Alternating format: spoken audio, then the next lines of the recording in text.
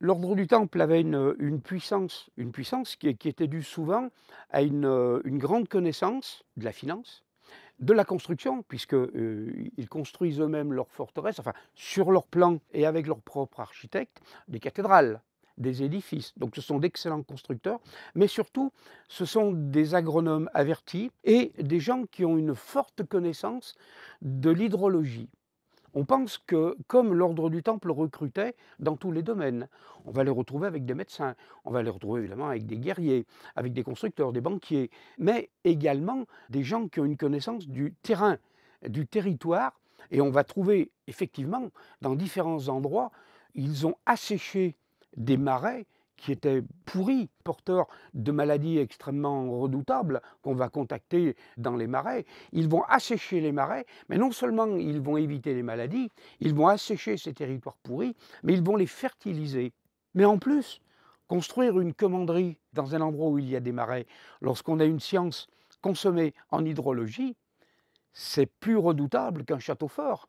Un marais, c'est bien plus solide qu'un rempart, parce qu'un rempart, il suffit de le bombarder ou de le saper pour qu'il s'écroule. Un marais, avant qu'on puisse le franchir, il faut l'assécher, il faut plus de 30 ans. Et les assiégeants sont morts au bout de 30 ans.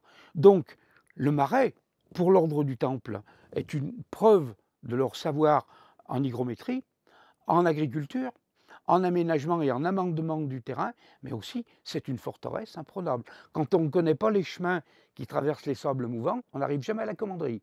Donc les Templiers ont récupéré dans leur rang une foule de savants sur une foultitude de savoirs et qui vont faire qu'ils vont être pendant tout leur pouvoir, tout leur temps de vie de Templiers, une force incroyable. L'ordre du Temple va financer de nombreuses cathédrales, ce qui va expliquer que si on regarde des constructions de cathédrales, on va s'apercevoir que les travaux s'arrêtent au moment du supplice de Jacques de Molay. On dit que c'est un signe de deuil, que les compagnons constructeurs, pour montrer qu'ils prennent le deuil du grand maître de l'ordre du Temple, arrêtent les travaux sur les cathédrales. Ce qui explique que souvent des tours ou des portails ou des cathédrales sont arrêtés. On les reconstruira après, on reprendra 10 ou 20 ans après avec d'autres architectes, mais en attendant, les travaux sont arrêtés. Donc effectivement, l'ordre du Temple a financé beaucoup de constructions et d'ailleurs, ce sont les maîtres constructeurs qui vont permettre aux Templiers qui ont fait la valise pour échapper à la razzia et aux coups de filet de Nogaret, qui filent à l'étranger, essentiellement en Angleterre, en Irlande et en Écosse. Et c'est par les guildes de constructeurs que ces Templiers vont revenir déguisés, plutôt costumés, en maçons. Ce qui va faire qu'on va rentrer dans une légende. Ces maçons opératifs, qui manient la truelle, le ciseau, qui sont capables de monter un mur, en réalité, n'appartiennent à aucune guilde de constructeurs. Donc, ils sont affranchis, francs. Et c'est une des hypothèses qui va permettre de dire que la franc-maçonnerie est issue de l'ordre du Temple et des anciens constructeurs. Ce n'est qu'une hypothèse.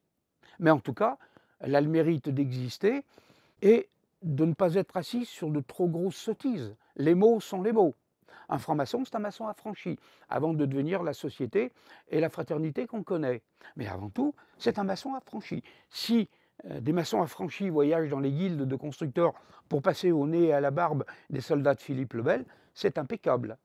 Donc, effectivement, on peut supposer que l'ordre du Temple s'est écroulé, l'expérience a été arrêtée, mais on est passé en souterrain et à partir de là, l'ordre du Temple est rentré dans une forme de clandestinité qu'on va peut-être retrouver beaucoup plus tard à travers d'autres épisodes.